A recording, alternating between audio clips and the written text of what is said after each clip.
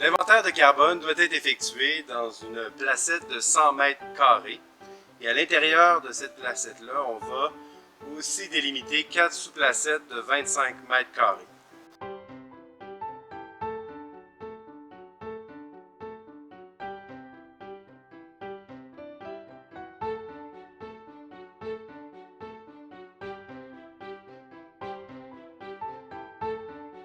Donc, lorsque la placette de 100 mètres carrés a bien été délimitée, l'épaisseur de la matière organique doit être mesurée dans 3 des 4 sous-placettes de 25 mètres carrés. La sonde Oakfield nous permet d'aller récolter la base du sédiment ou du dépôt organique qui va être validé ensuite pour déterminer si on a bien atteint la transition entre le matériel organique et le matériel minéral. On peut généralement utiliser la sonde Oakfield. Donc lorsqu'on a des épaisseurs importantes de tourbe, donc les tiges d'extension de la sonde Oakfield sont très utiles donc pour mesurer des dépôts qui peuvent atteindre plus de 6 mètres. Lorsque le dépôt de matière organique est inférieur à 1 mètre, on peut également utiliser une tarière, ce qu'on appelle aussi une sonde pédologique. Dans les milieux humides qui ont des dépôts organiques de plus de 30 cm d'épaisseur, on doit également effectuer l'analyse du degré de décomposition de Von Post en 3 catégories.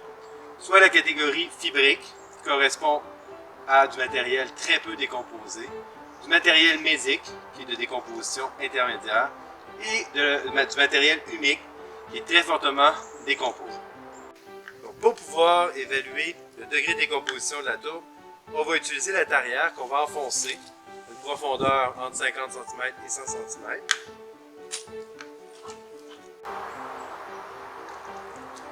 Donc ici, par exemple, on a un échantillon très décomposé, la couleur très foncée, de l'eau qui s'écoule à travers l'échantillon. Il n'y a aucune matière végétale identifiable.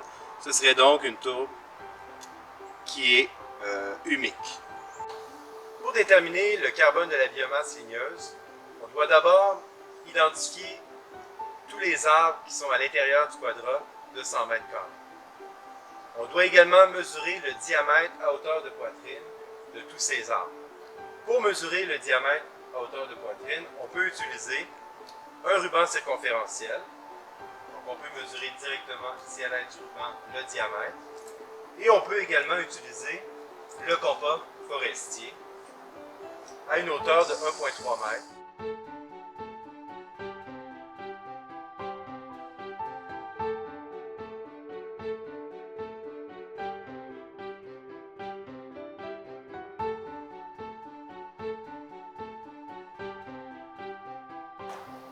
Pour les arbustes, qui sont d'une hauteur entre 1,3 m et 4 m, on doit mesurer le diamètre des tiges de tous les arbustes à l'intérieur de la sous-placette de 25 m². Donc si j'ai un sapin, je vais mesurer son diamètre à hauteur de poitrine à l'aide du compas forestier. Pour certaines espèces d'arbustes, on doit également mesurer le diamètre à hauteur de souche, soit à une hauteur d'environ 15 cm. Donc ici, je vais identifier l'espèce. Lorsque cette espèce nécessite une mesure à hauteur de souche, je vais utiliser ici mon compas forestier et je vais mesurer le diamètre à hauteur de souche.